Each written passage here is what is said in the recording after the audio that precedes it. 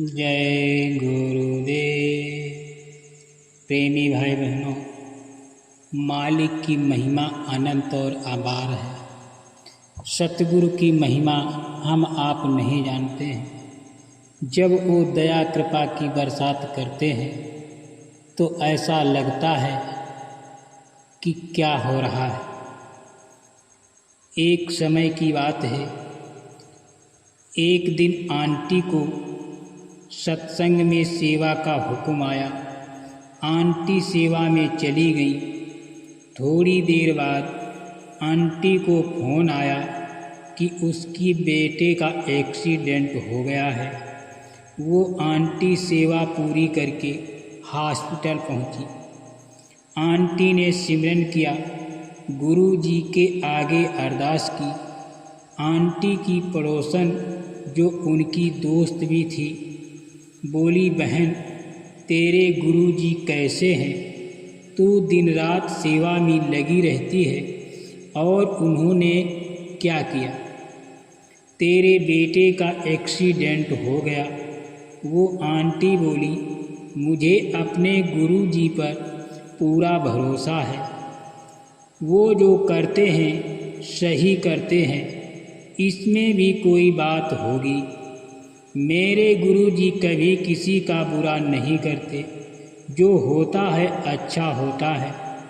कुछ दिनों बाद बच्चा ठीक हो गया।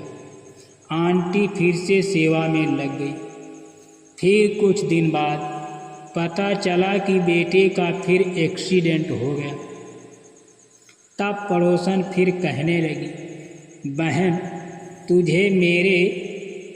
बहन तुझे तेरे सतगुरु ने क्या दिया? तो आंटी बोली, कुछ घटनाएं हमें भरमाने के लिए भी होती हैं। जरूर मेरा गुरुजी मुझे कुछ समझाना चाहता है। मैं भ्रम में नहीं आऊँगी। आंटी सिमरन करती रही, गुरुजी के सामने अरदास करती रही। धीरे धीरे बेटा ठीक हो गया। अब बेटे का तीसरी बार भी एक्सीडेंट हो गया। तो पड़ोसन बोली, बहन तू नहीं मानेगी, लेकिन तू मुझे अपने बेटे की कुंडली दे, मैं अपने महाराज को दिखाऊंगी। तो आंटी बोली, ठीक है, तू भी अपनी तसल्ली कर ले, लेकिन मेरा विश्वास नहीं डोलेगा। गुरुजी सब ठीक कर देंगे। आप पड़ोसन कुंडली लेकर अपने पंडित के पास गई और बोली, महाराज इस बच्चे का बार बार एक्सीडेंट हो जाता है, कुछ उपाय बताइए। महाराज बोले, ये क्या ले आई बहन?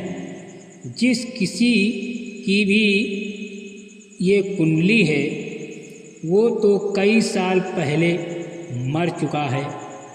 तो बहन बोली, नहीं महाराज, मेरी सहेली का बेटा है और अभी जिंदा है, पर बार बार चोट लग जाती है।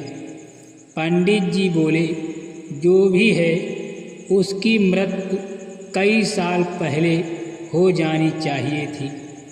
जरूर कोई शक्ति है जो उसे बचा लेती है। साथ संगत की जो बहन की आंखें भर आई। दौड़ी दौड़ी उस आंटी के पास आकर चरणों में गिर गई। बोली, बहन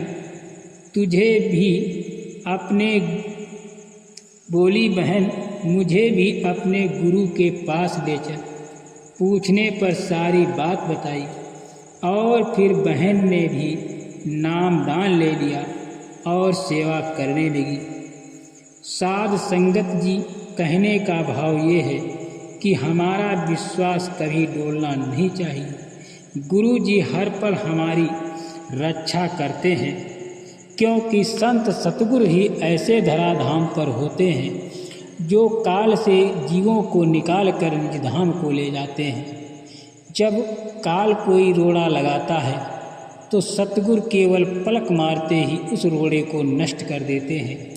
लेकिन दया कृपा के पात्र तभी होते हैं जब उनकी आज्ञा का हम पालन करें, उनके कहे अनुसार चलें, उनकी सेवा में लगे, उनको तन और मन धन अर्पण करें, तभी हम आपका कल्याण हो सकता है।